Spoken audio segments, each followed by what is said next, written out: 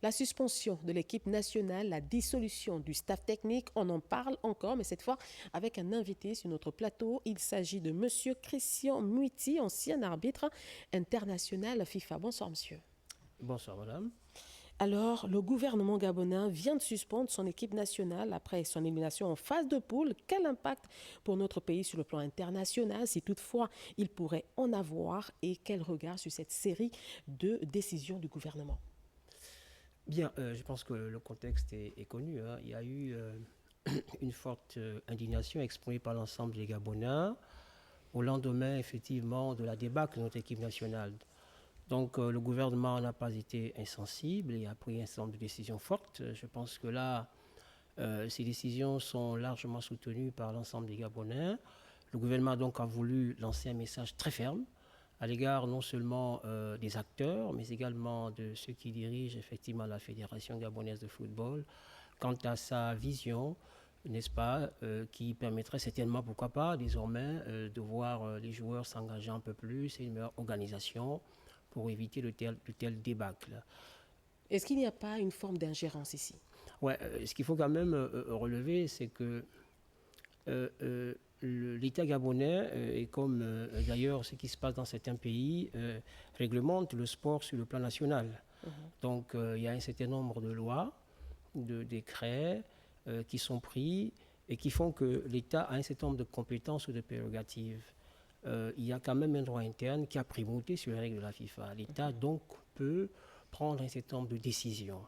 Maintenant, c'est vrai que la Fédération gabonaise de football, qui elle-même est une association régie par le droit privé gabonais, est affiliée à la FIFA, parce que l'État, effectivement, a bien admis que la Fédération soit affiliée à cette institution.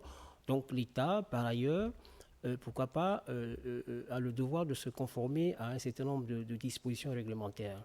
Mais lorsqu'on parle d'ingérence ici, je voudrais simplement rappeler que lorsque l'État prend une décision, n'est-ce pas, elle a une portée politique à la base, et il revient à la fédération de la mettre en forme, parce que c'est elle qui est affiliée effectivement à la FIFA, de façon à ce que, parce qu'on peut le penser, la fédération et l'État partagent le même objectif sur les résultats de notre équipe nationale.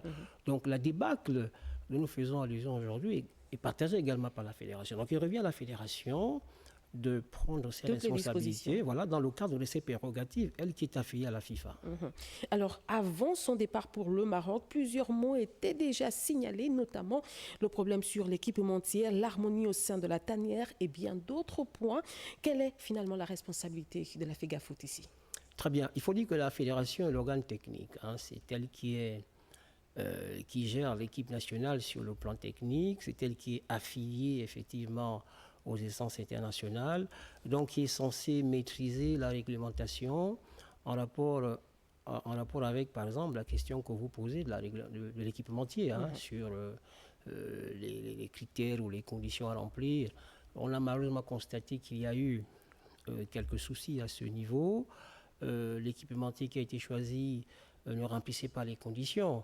La fédération ayant été l'organe qui avait envoyé, on va dire, à la FIFA ou à la CAF, j'allais dire, les éléments liés à l'équipementier. Donc, elle a effectivement engagé sa responsabilité, hein, d'un certain point de vue. Mais après, c'est une question qui est complexe. Hein. Il faut certainement regarder autour tout ce qui a été fait avant pour pouvoir retirer les autres responsabilités qui sont certainement liées à d'autres interventions, mais nous n'avons pas encore ici diagnostiqué la question pour pouvoir aller de façon assez approfondie sur cette question. Alors, mais qu'en est-il du communiqué demandé à la FEGAFOOT? Le communiqué de la CAF, que la CAF demandait à la fédération ou bien? Le communiqué demande à la FEGAFOOT de prendre ses responsabilités. Ah oui, d'accord. Ok. Vous parlez ici de la décision, fait le communiqué du gouvernement. Oui, mais on peut le comprendre. La fédération est l'organe technique qui gère l'équipe nationale. Face à cette débâcle, nous pensons que, je le disais tantôt, que la fédération partage les mêmes objectifs que l'État. On veut voir une équipe compétitive parce que les résultats de l'équipe nationale impactent, on voit bien, sur l'opinion nationale. Il faut rappeler quand même que l'État met suffisamment de moyens dans cette équipe. Donc il est bon, à un moment donné, qu'on s'arrête et que la fédération suive, pourquoi pas, l'orientation donnée par le gouvernement. Elle a un certain nombre de prérogatives. C'est à elle de prendre des décisions de façon concrète. Là, par exemple, on dit l'équipe nationale, enfin, le staff technique est dissous. Il est dissous. Donc la fédération s'est tellement interpellée ici dans un avenir proche, parce que la décision de suspension est temporaire, de mener un certain nombre d'actions pour pouvoir effectivement combler ce vide. C'est un exemple. Oui. Mais on ne va pas trop s'aventurer parce que cette phrase est lourde de sens.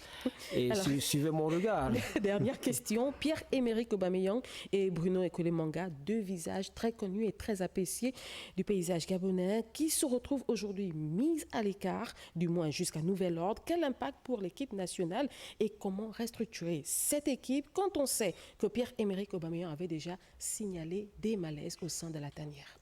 Oui, il faut dire que les malaises ne datent pas d'aujourd'hui. C'est un sujet qui date de plus de 10 ans, je pense. Et on a constaté que Pierre-Emerick, à un moment, était lui-même mêlé à cela, entre la présence de son papa, par moment, dans le staff technique. Dans le staff technique. Dans le staff technique, voilà. Donc, je pense qu'il faut simplement dire que le départ de Pierre-Emerick Aubameyang et d'Ekole-Manga est un départ qui était quasiment annoncé au regard effectivement de l'âge de ces deux joueurs.